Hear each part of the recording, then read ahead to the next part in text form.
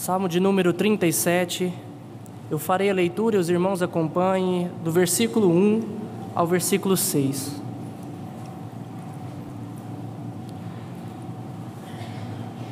Salmo de número 37, do versículo 1 ao versículo 6.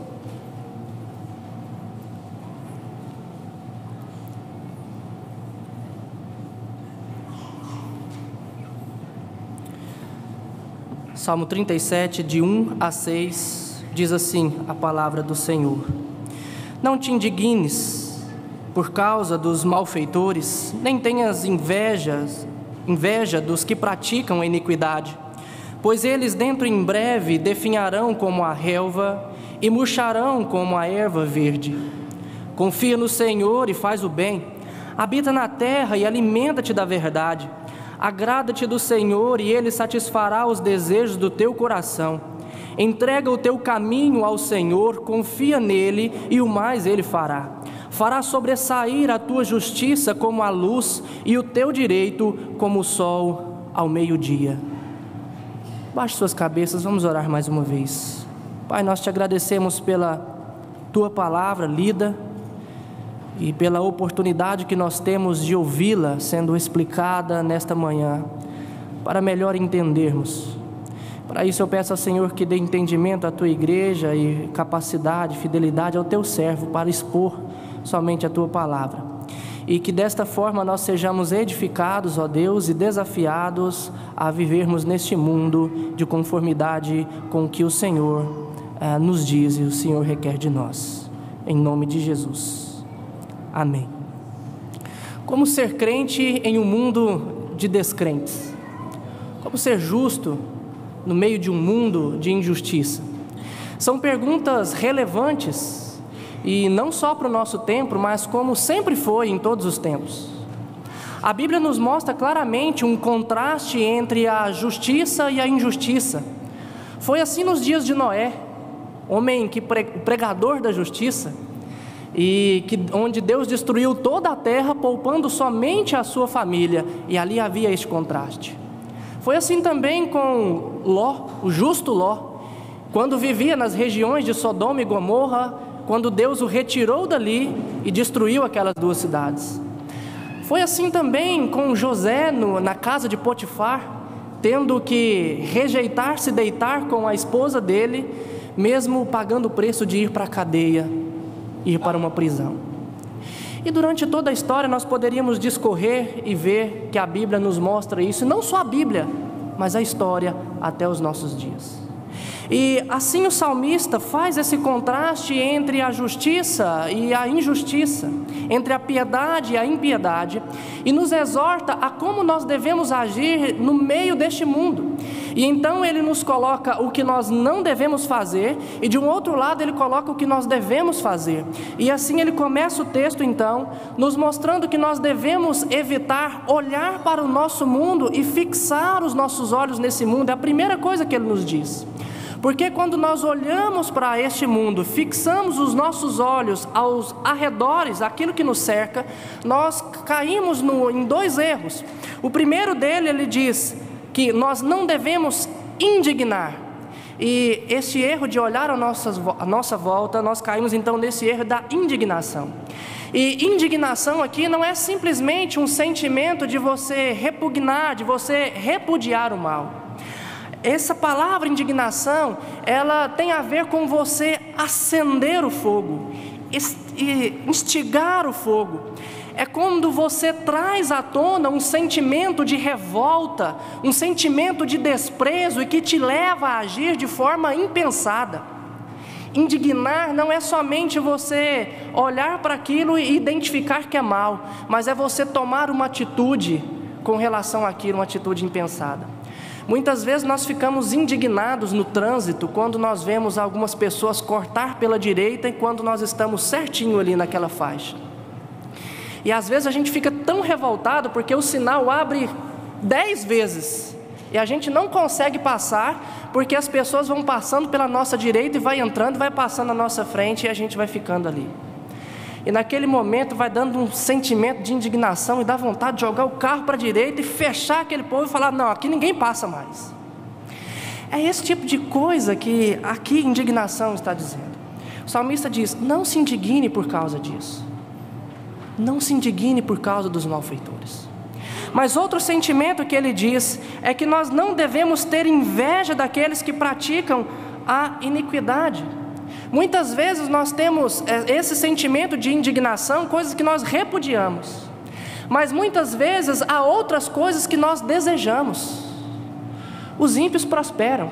Quem prospera no nosso país é quem sonega impostos, quem não paga o que é devido para os seus empregados, quem maquia os seus produtos e vende de forma cara algo que não vale aquilo, mas ele consegue enganar os outros. Esses prosperam.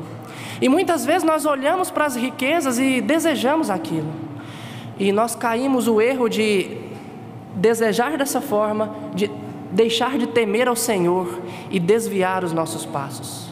O salmista, quando escreve o Salmo 73, ele diz: os meus pés quase resvalaram, os meus passos quase se desviaram quando eu olhava para os ímpios e desejava o que eles tinham. E ele só foi entender que ele não deveria fazer isso quando ele conseguiu ver qual é o fim daqueles que praticam a iniquidade. Mas, meus irmãos, nós caímos nesses erros quando nós observamos somente aquilo que está à nossa volta e desviamos os nossos olhos daquilo que nós deveríamos fixar os olhos, que são as promessas de Deus, que é a palavra de Deus, que é aquilo que Ele fez por nós, nos dando uma nova vida. E quando nós tiramos os olhos de Deus, tiramos os olhos do céu, tiramos os olhos de Cristo e colocamos os nossos olhos ao nosso redor, então nós caímos nesses erros, de nos indignar e agir de forma incorreta. E a indignação, o salmista diz no versículo 8, que certamente acabará mal. E a inveja também nos faz desviar os nossos passos. Portanto, nós devemos focar em Cristo. Como ser crente em um mundo de descrentes? O salmista, então, depois de falar o que nós não devemos fazer, agora ele começa a falar o que nós devemos fazer. Acompanhe comigo o versículo 3. Ele começa dizendo: confia no Senhor e faz o bem. Por que ele não diz simplesmente faz o bem? Ora, muitas pessoas repudiam o mal, não praticam o mal. Muitas pessoas abominam qualquer coisa que é mal, mas como não têm fé, defraudam o Senhor Jesus da sua honra e da sua glória, defraudam o nosso Deus da sua honra e da sua glória, porque nem toda bondade é sinal de integridade, mas a bondade deve partir primeiramente da fé em Deus. Eu não devo fazer o que é bom simplesmente baseado no meu senso de justiça, mas naquilo que eu aprendo da Escritura e na fé que parte de Deus. Ele não só é o autor da fé, mas é o autor de todo o bem, e é dele que procede todo o bem. Mas não somente por isso, porque se nós vivermos neste mundo, é impossível nós irmos contra ele se não for confiados na promessa do Senhor. Davi recebeu uma promessa de Deus de ser rei, mas Davi foi perseguido pelo rei Saul. Ora, ele recebeu essa promessa de ser rei de Israel, mas Saul, que era rei, todo o seu exército estava perseguindo ele. A realidade apontava totalmente ao contrário do que Deus tinha dito. Mas houve um momento que Davi estava ali dentro de uma caverna e a vida de Saul estava nas suas mãos. A realidade mostrava que era impossível de Davi ser rei, uma vez que o rei estava perseguindo ele e iria matá-lo. Mas Deus disse que ele iria ser rei. Em que confiar? Naquilo que está ao nosso redor ou na palavra de Deus? Davi estava com a vida de Saul nas mãos. Ele poderia fazer o bem ou fazer o mal. Se ele confiasse somente no que ele estava vendo, com certeza ele faria o mal. Mas ele diz: eu confio no Senhor, eu vou poupar a vida. E ele poupa a vida de Saul fazendo o bem. Meus irmãos, é assim que nós devemos fazer o bem. Muitas vezes nós estamos diante de uma situação, ou que nós fazemos o mal porque a circunstância nos empurra a fazer o mal, ou nós confiamos em Deus e fazemos o bem. E é aqui que nós temos que fazer, confiar em Deus e fazer o bem. Mas ele continua dizendo: habita na terra e alimenta-te da verdade. Eu não entendia muito bem o que ele queria dizer com essa frase, habita na terra e alimenta-te da verdade. E essa verdade aqui, ela tem a ver exatamente com as promessas de Deus. Nos evangelhos, João diz, relatando que Jesus explica, Jesus dizendo que, Pai, santifica-os na verdade, a tua palavra é a verdade. Aqui tem a ver com a fidelidade. É a fidelidade de Deus, é a verdade de Deus, é aquilo que Ele diz. E o salmista está dizendo para nós habitarmos na terra, vivermos onde nós estamos vivendo, mas não nos alimentarmos das coisas terrenas, mas alimentarmos daquilo que Deus nos diz. E o que Deus nos diz? Quais são as promessas dEle para nós? Será que é isso que tem nos motivado? O alimento, ele implica diretamente na nossa saúde, no nosso vigor. Dependendo do que nós nos alimentamos, nós estamos motivados, nós estamos esperançosos. E o que tem nos alimentado? Infelizmente, muitas vezes, o que tem alimentado o povo de Deus não são as promessas de Deus, mas é a promessa de um emprego melhor, de um cargo melhor. O que tem nos trazido conforto não são as promessas de Deus, mas é a possibilidade de subir no nosso trabalho, de ganhar um pouco mais de dinheiro, de ter uma estabilidade financeira boa. Muitas vezes o que nos torna felizes não é aquilo que Deus tem prometido para nós, porque nós nos alimentamos não das promessas de Deus. Como Paulo nos diz em Colossenses, nós devemos olhar para o alto, pensar nas coisas lá do alto, porque a nossa pátria é lá. E é isso que o salmista está dizendo: habita na terra, alimenta-te da verdade, das promessas de Deus. E mais, ele prossegue dizendo: agrada-te do Senhor. Agradar-se do Senhor. João Calvino diz que, ele nos explica que o mundo foi criado para o homem. Deus criou todas as coisas e depois de ter criado tudo, Deus então forma o homem. Ele tece o homem com as suas mãos e coloca o homem para usufruir de toda a criação. O mundo inteiro foi criado para a nossa satisfação. O mundo inteiro foi criado para o bem-estar do homem, para glorificar a Deus, mas para servir o homem. Mas o homem é um ser que é insatisfeito. Durante toda a vida o homem busca satisfação, mas não encontra. Mas como? Se tudo foi criado para a satisfação do homem, mas como o homem não encontra satisfação? Porque embora, meus irmãos, tudo tenha sido criado para a nossa satisfação, é impossível sermos satisfeitos à parte de Deus.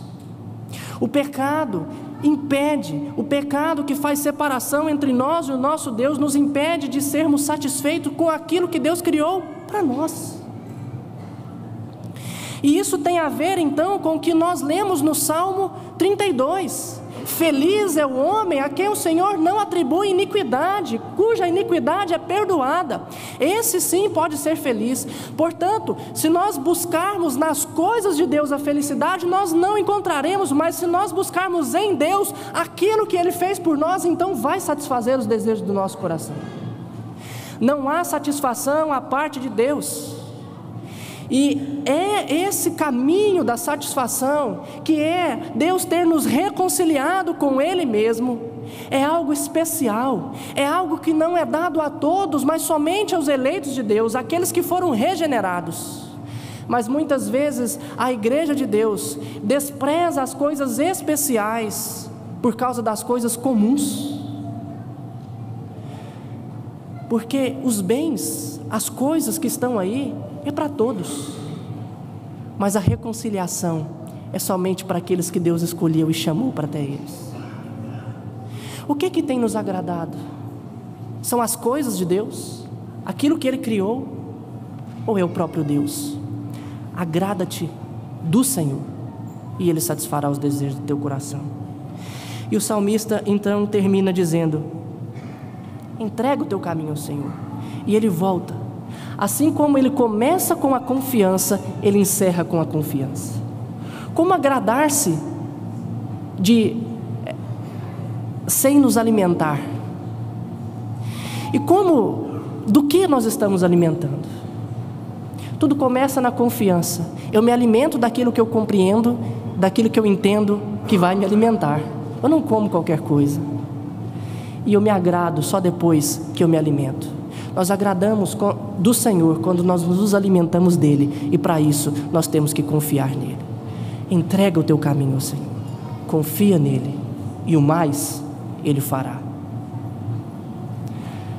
Noé sobressaiu por causa da justiça. Ló sobressaiu por causa da justiça. José sobressaiu por causa da justiça. O salmista diz, versículo 2, que os ímpios definharão, mas aqueles que entregam o caminho ao Senhor, o Senhor fará sobressair a tua justiça como a luz e o teu direito como o sol ao meio-dia. Entrega o teu caminho ao Senhor, confia nele. Só assim nós poderemos ser crentes justos em um mundo de injustiça. Só assim nós poderemos ser satisfeitos pelo nosso Deus. Nós participaremos de 2 sacramentos que devem ser sinais, e são sinais e selos das promessas de Deus. A única coisa que nos pode tornar satisfeitos. Pelo batismo, o Senhor nos recebe em sua família. Na ceia, Ele alimenta a nossa alma. E somente assim nós podemos viver felizes, partindo daqui, tendo todas as coisas e viver satisfeitos. Mas não mude o foco. O foco é esse: as promessas de Deus. Curve suas cabeças, vamos orar mais uma vez.